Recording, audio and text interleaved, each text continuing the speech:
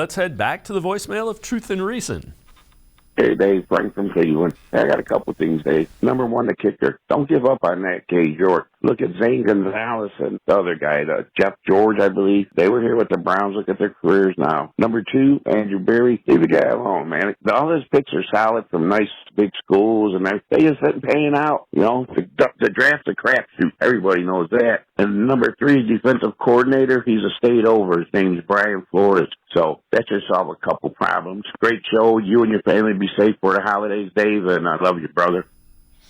As always, appreciate all of the voicemails. I don't really take any exception with anything that he just said. I will say Cade York, Jacob, is a little concerning, without question. But again, give him a season to try to figure it out. Andrew Berry, some of his draft picks they've got to pan out. He's got to do a little bit. He's got to hit on the third and fourth rounders a little more consistently than he has. Brian Flores, I know you had mentioned him in the last segment, and I see why. I think he stays with Pittsburgh if he doesn't get a defensive coordinator's job, just because, like you said, it's Mike Tomlin. It's an organization that it's got stability. That's one thing. It is the most stable. But I think he deserves another shot at being a head coach. I think he was a pretty good head coach. Now, the whole legal aspect of that might work against him, and I'm just being honest about that.